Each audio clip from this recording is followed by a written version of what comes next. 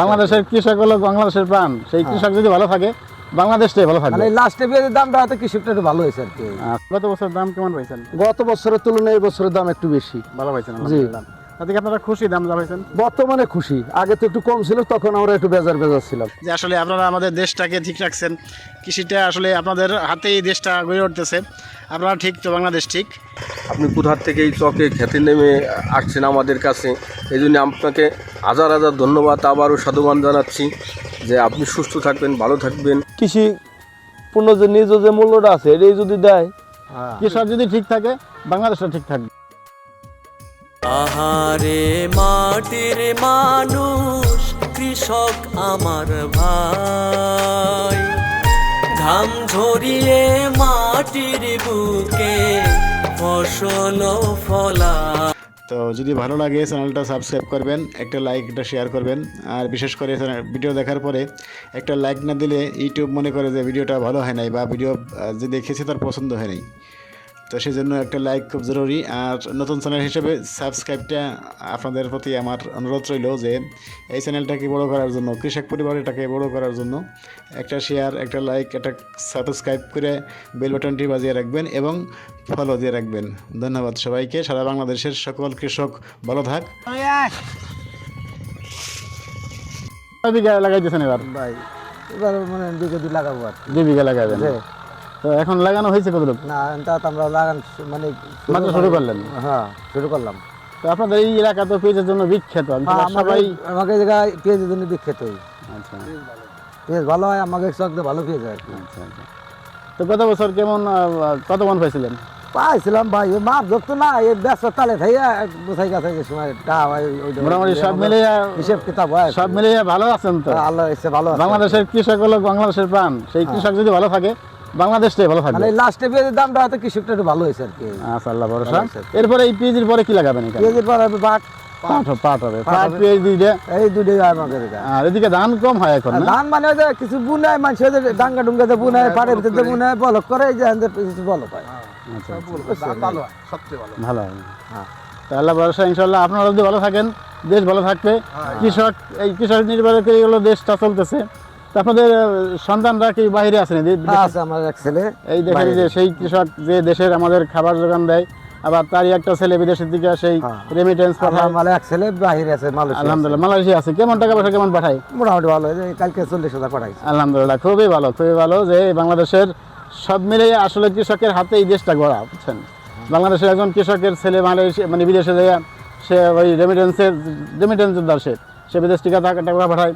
এই আপনারা যারা খেতে খামারে কাজ করেন, এক মাথার ঘাম পায়ে ফেলে সেই বাংলাদেশটাকে খান। আবার আপনার একজন মেয়ে গার্মেন্টসের চাকা ঘোরায়।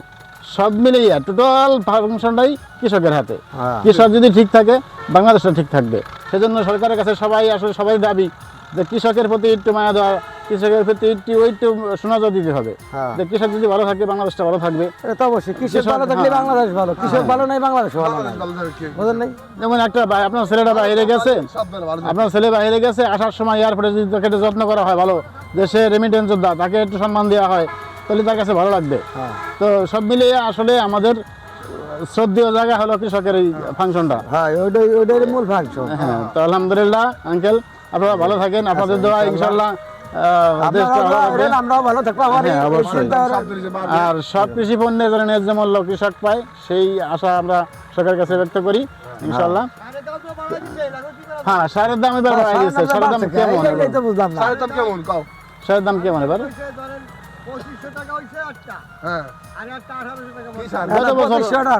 গত বছর দাম ছিল কেমন? এটা ছিল গত বছর 1200 টাকা ছিল, 1200 টাকা 250 টাকা হয়ে গেছে। হ্যাঁ, এটা খুবই বেশি দাম। তারপরে যে যারা কাজ করতেছে, একজন রোজের দাম কত? 500 টাকা। 500 টাকা। এটা হলো দুপুর পর্যন্ত? দুপুর পর্যন্ত 500 টাকা। আচ্ছা, যাই হোক, আল্লাহ ভরসা কাজ করেন ইনশাল্লাহ। আপনাদের দিয়েই আমাদের বাংলাদেশটা আগাবে। আপনারা ভালো থাকলে বাংলাদেশ ভালো থাকবে ইনশাল্লাহ। ইনশাআল্লাহ বাংলাদেশ ভালো থাই ভালো। এই যে মামুনিরা, আপনারা কেমন আছেন? আপনারা কি স্কুল কলেজ নাই আজকে? বাবা আজকে বন্ধ আজকে? আচ্ছা, আল্লাহ ভরসা। পরীক্ষা হয়েছে না? হ্যাঁ, তো সবার প্রাইমারি পরীক্ষা হয়ে গেছে, বন্ধ ইনশাল্লাহ। সবাই কৃষকের একদম আসসালামু আলাইকুম। ওয়ালাইকুম আসসালাম। ভালো আছেন? আলহামদুলিল্লাহ। কি অবস্থা? নগরানা তো পেঁয়াজের জন্য সারা বাংলাদেশে বিখ্যাত। বিখ্যাত। জি, তো কেমন আপনারা এখন পেঁয়াজ লাগাইতেছেন? গত বছর দাম কেমন পাইছেন? গত বছরের তুলনায় এই বছরের দাম একটু বেশি। ভালো পাইছেন আলহামদুলিল্লাহ। তাতে কি আপনারা খুশি দাম যা পাইছেন? বর্তমানে খুশি, আগে তো একটু কম ছিল, তখন আমরা একটু বেজার ছিলাম। আচ্ছা, তো এখন ধরো যে এই যে পেঁয়াজ যে লাগাচ্ছেন 1 বিঘা জমিতে কেমন খরচ খরচ 30 থেকে 40 হাজার টাকা খরচ হয় বিঘে। সব মিলিয়ে? জি, কেমন 1 বিঘা জমিতে কত মন পেঁয়াজ? 120 মন হয় ভালো হইলে, আর নইলে 80, 70। তাতে আলহামদুলিল্লাহ মোটামুটি 2500 টাকা হইলেও একটা গৃহস্থ বাইসে থাকতে পারে। বেঁচে থাকতে পারে। আর বাঁচি থাকাটা খুবই জরুরি। বাংলাদেশের প্রাণী হলো কৃষক। জি, সেই কৃষক যদি সুস্থ থাকে, ভালো থাকে, স্বাবলম্বী থাকে, তাহলে বাংলাদেশটা বাংলাদেশটাও স্বাবলম্বী থাকে। সেই কৃষকের উপর নির্ভর করে বাংলাদেশটা চলতেছে। একজন কৃষকের ছেলে প্রবাসী, সে বিদেশ থেকে রেমিটেন্স পাঠায়। জি, আবার একজন কৃষকের মেয়ে গার্মেন্টসের চাকা ঘুরায়, সেখান থেকে বিদেশি অর্থ আসে। জি, কৃষক খাদ্যের দায়িত্ব নিছে, সারা বাংলাদেশের সব মানুষকে কৃষক খাওয়ায়। তো সব মিলিয়ে কৃষকই হলো বাংলাদেশের আসলে মেরুদণ্ড। জি, জি, সেই মেরুদণ্ড যদি কোনো না কোনো কারণবশত একটু বেঁকা হয়ে যায়, তাহলে বাংলাদেশটাই জি, অসুস্থ হয়ে যাবে। জি, জি, তো বাংলাদেশের কৃষককে ভালো রাখাটা খুবই জরুরি। জরুরি। আর কৃষক ভালো থাকলে বাংলাদেশ ভালো থাকবে ইনশাল্লাহ। জি, তো সরকারের প্রতি আমাদেরও এই দাবি যে সে যে ফসলগুলো ফলায় তার ন্যায্য মূল্যটা পাওয়াটা খুবই জরুরি। তো আপনাদের যদি কোনো কিছু বলার থাকে সরকারের কাছে বলতে পারেন। সরকারের কাছে কি বলবো, সরকার যদি আমাদের সহযোগিতা সহযোগিত করে তো এটাই আলহামদুলিল্লাহ। যে কোনো ফসলের যদি ন্যায্য মূল্যটা পান তাই জি, কৃষক জি, খুশি। জি। আসসালামু আলাইকুম ভাইজান।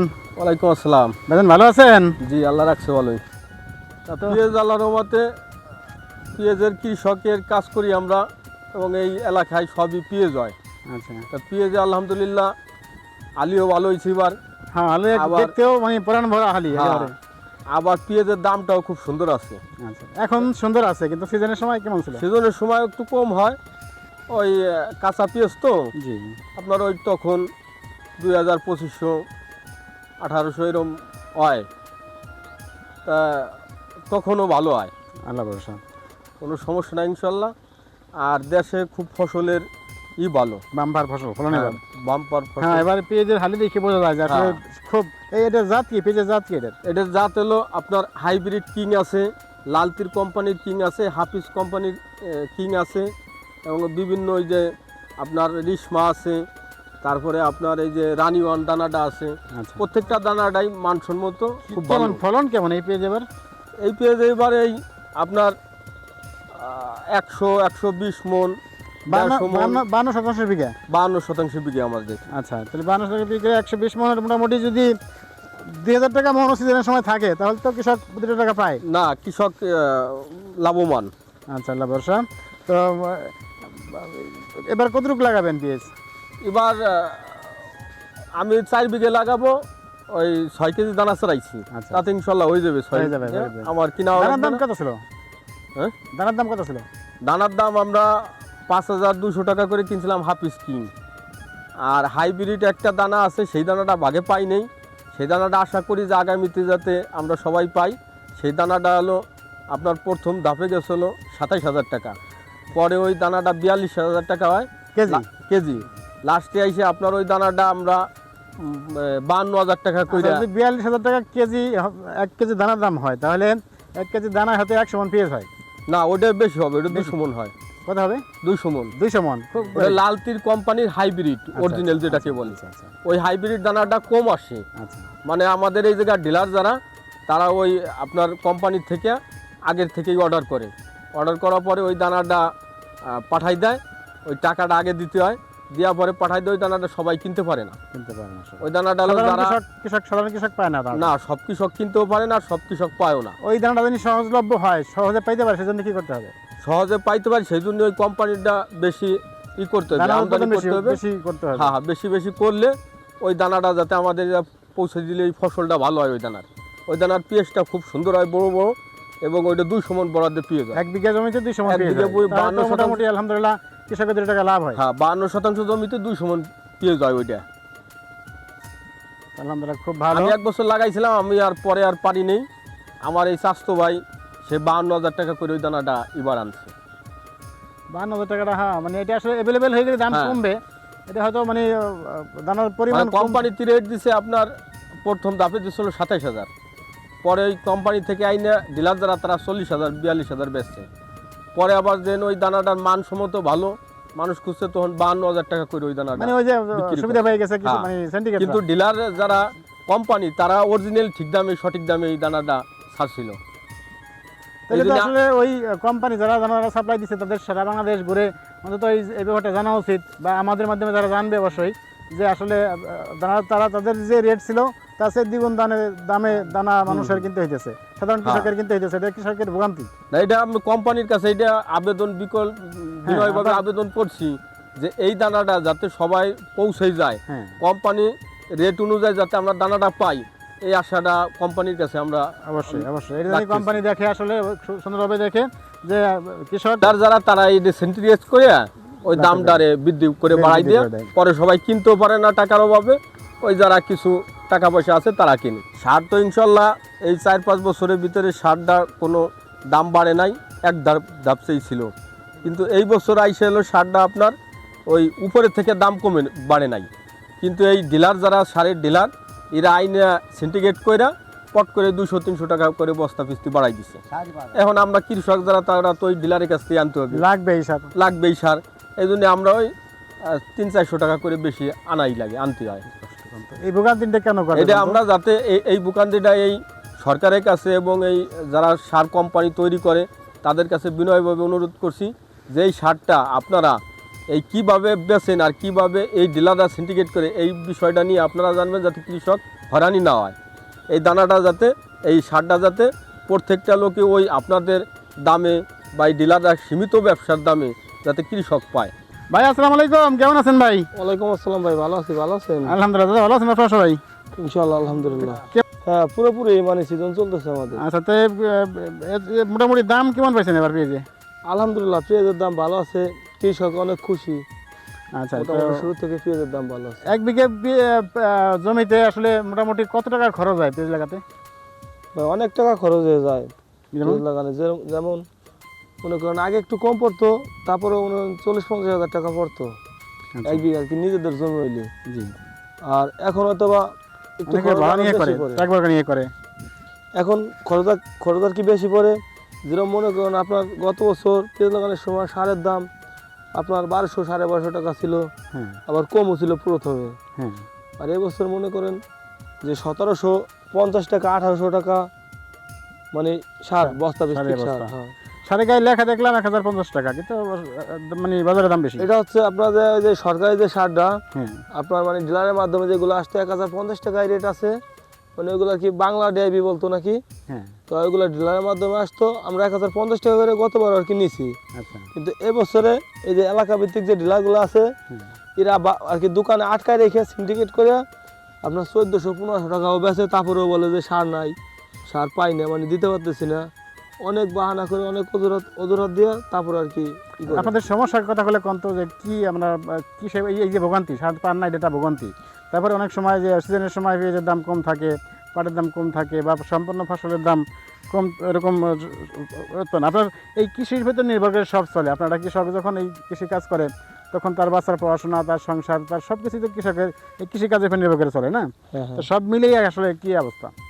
সব মিলে অবস্থান বাড়িটা ভালো না। মনে করেন যে ওই বছরের সময় যখন পেঁয়াজ ওঠে তখন দামটা আর কি একটু কম থাকে, হুম। অথবা এই যে মানে লাস্ট সিজনে যে 5000 টাকা পেঁয়াজের মন হয়েছে, ঠিক আছে, এগুলো তো আর মনে করেন যে সবাই কৃষকের ঘরে পেঁয়াজ নাই সবাই তো আর পায় নাই। না, হয়তোবা 100 জনের ভিতরে 95 জনের সঙ্গে পেঁয়াজ নাই, না। মানে ঘরে পেঁয়াজ নাই। যারা গরিব মানুষ তাদের ঘরে হয়তোবা পেঁয়াজ না, যারা একটু ভালো আছে, ভালো ফ্যামিলি আছে, খায় দেয় ভালো আছে, তা মানে তাদের আছে ফসল। কিন্তু যে গরিব আর যে অরিজিনাল কৃষক তার সঙ্গে কিন্তু ভাই এখনো পেঁয়াজ নাই, মানে ফসল নাই। হয়তোবা কি ওই যে যারা ওইভাবে রাখতে পারে, কি যাদের টাকা পয়সা ভালো আছে, মানে যারা কৃষক না তাকে আর কি মানে ফসল মধ্যভোগী, আছে। মানে সত্যভোগীরা আর কি লাভটা হ্যাঁ। বেশি করে দেয়। হ্যাঁ, যারা আর কি একটু নিম্ন শ্রেণীর ভিতরে আছে তাদের মানে ফসল নাই, পেঁয়াজ নাই, তারা খুব মানে লাভবান হইতেছে না আর কি। কি চান সরকারের কাছে? কোনো চাওয়া আছে আপনাদের?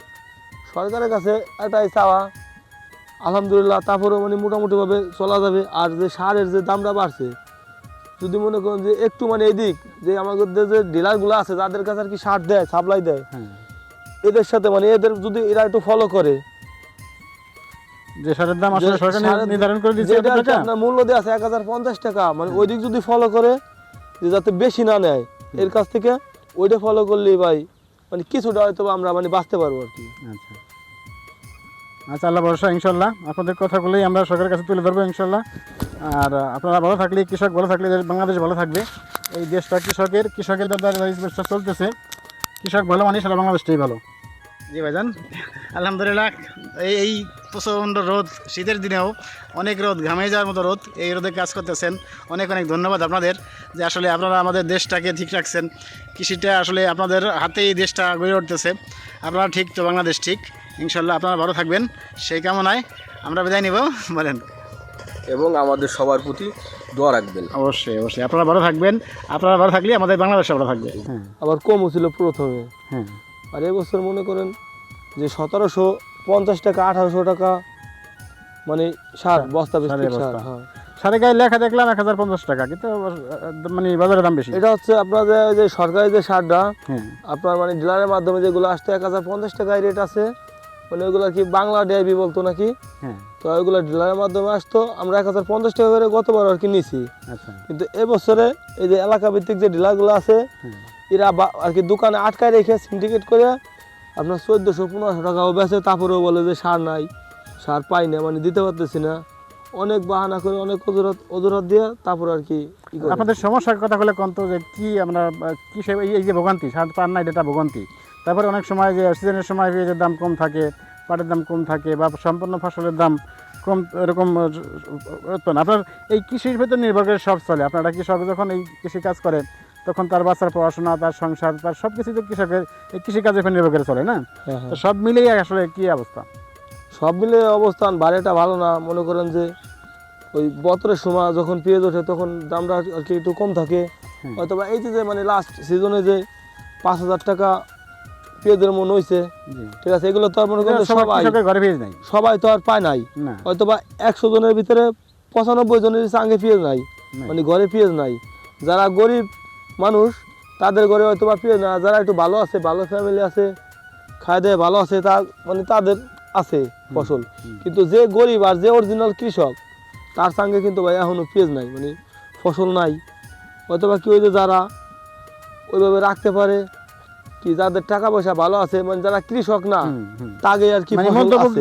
মানে সত্যভোগীরা আর কি লাভটা বেশি করে যায়। হ্যাঁ, যারা আর কি একটু নিম্ন শ্রেণীর ভিতরে আছে তাদের মানে ফসল নাই, পেঁয়াজ নাই, তারা খুব মানে লাভবান হইতেছে না আর কি। কি চান সরকারের কাছে, কোনো চাওয়া আছে আপনাদের?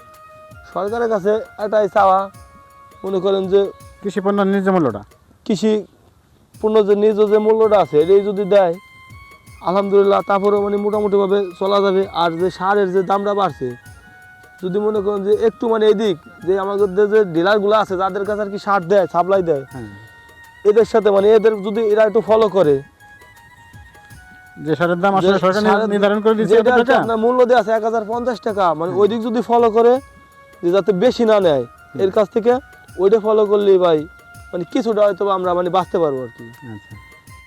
জি বন্ধুরা, আসসালামু আলাইকুম। আজকের পর্ব নগরকান্দার জয় বাংলা থেকে আজকের পর্ব শেষ করছি। সবার প্রতি একটা অনুরোধ থাকবে যে আসলে সারা বাংলাদেশের সব কৃষক আমরা একটা ফ্যামিলি হতে চাই। তো আপনাদের সেই সুখ দুঃখ নিয়ে আমি আরও এই ভিডিও করা। তো যদি ভালো লাগে চ্যানেলটা সাবস্ক্রাইব করবেন, একটা লাইক, একটা শেয়ার করবেন।